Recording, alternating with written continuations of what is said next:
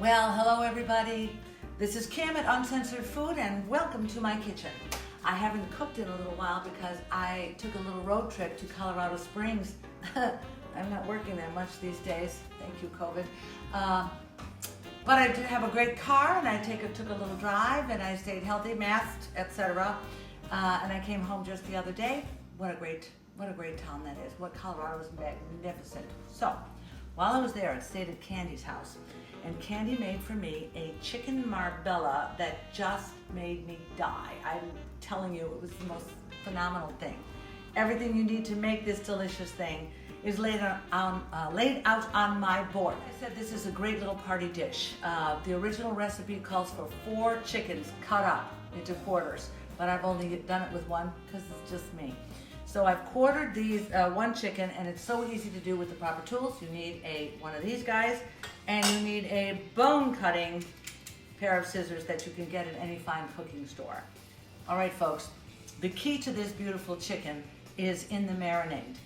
It originally calls for 4 chickens quartered. I only did 1 chicken quartered, but I'm going to use the same amount of ingredients for the marinade as it calls for with 4. The reason is because that's going to be broken down into a sauce at the end of all of it. It's going to be so good. Here's what's in it. 1 whole head of garlic minced very small, 1/2 cup of capers with some of the juice, 1/2 cup of olive oil, 1/2 cup of red wine vinegar, 1 cup of wine. I chose a wine called Flirty Bird because the irony spoke to me. So 1/4 cup of dried oregano, 1 cup of brown sugar, pinch of salt, 1/2 cup of Spanish olives pitted. Don't do something with pits, that's a real problem. And 6 bay leaves. Also about 1/2 cup of diced parsley. All this beautiful stuff is going to get put together with the secret ingredient, and the secret ingredient is prunes. 1 cup of prunes. So delicious, so sweet, so wonderful. And prunes, let me tell you, let's make this the new kale. Everybody should be eating prunes every single day. And at my age, I'm going to be 66 next month. Send me a note. We worry about shit like this. Oh, forgive the pun. But anyway, prunes are so delicious. These are Sunsweet. I'm going to tag them in this post, and everybody needs to be eating prunes. So I'm going to mush this all together right now, and I'm going to have to stand by until tomorrow to cook it. Oy, that's the hard part. Well, there you have it, guys. I've taken the 1/4 chicken that I cut up and put it into a baking dish. I'm going to bake it right in that. And now I'm just going to mix together the marinade and pour it over the top. So far, we have the red wine vinegar in there and the olives. I'm going to add the capers with some of the juice. This much salt. You know I don't know. Whatever. This is the 1/2 cup of olive oil. Get yourself a nice small spatula to get all that good olive oil out of there. The garlic goes in. Bada boom. I love these little dishes. I need more. The wine.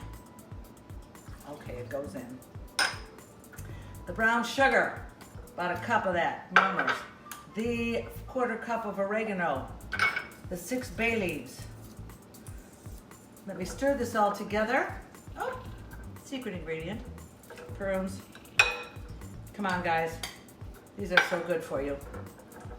And I'm going to leave this kind of on the whole side. Just for the flavor. I'll break it up later. Put that all in there.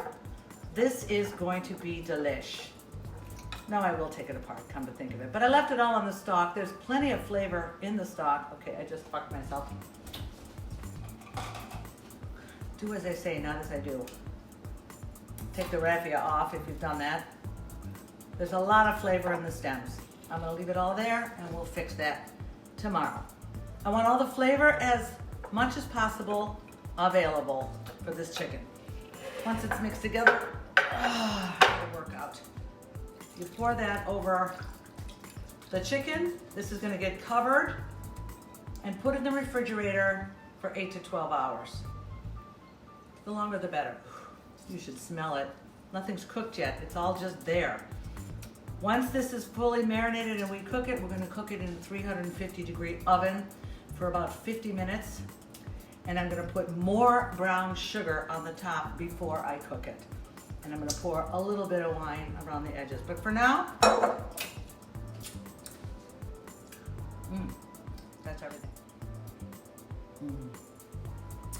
Good morning. Well, it's the next day. Same color hair, different outfit. I got up this morning and I put that chicken in the oven at 350 for 1 hour. But then I decided it needed to be more brown on the top. So I turned off the oven, I turned on the broiler for about 4 minutes. That's it. Now it's ready to come out. You wait there, my darling. Good morning. And here comes, our beautifully cooked chicken. Oh, look at that gorgeous thing. Here's the problem. This has to rest for at least 30 minutes or maybe a little bit more. It's got to get to room temperature. So I will plate this, and then we're going to do some really fantastic stuff with the juice to make a dressing. Are you ready for this? Okay. Now, the chicken is plated. We take a lot of this, most of this juice, the prunes, the parsley, the olives, as much of this juice as you can possibly get into your Vitamix. I'm gonna leave this many alone because I wanna put some lumpy fruit in the plated finished thing.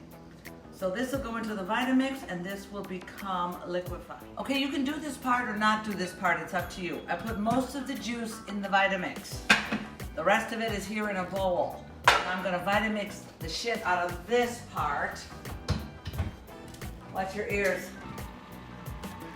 All right.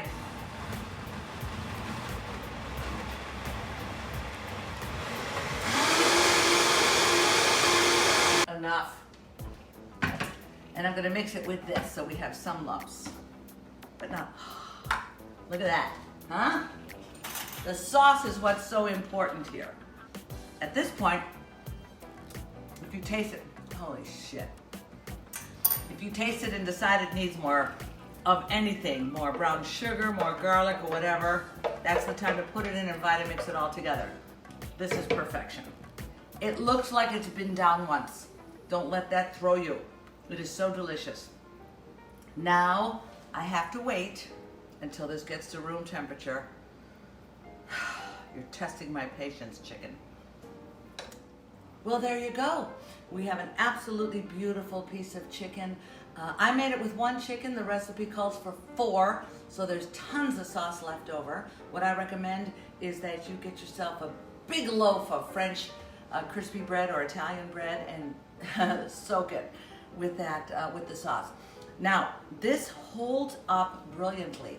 The longer you keep it in the refrigerator, 2 days, 3 days, 4 days, it only gets better. So thank you, Candy, for introducing this to me. My sister Candy made this for me in Colorado when I was there last week. Oh my God, it was so good. And thank you, Silver Palate Cookbook, for the original recipe. This is now a staple in my home. It could be for you too. This is Kim at Uncensored Food. Thank you so much for playing with me. I always have so much fun with you. I'll see you soon.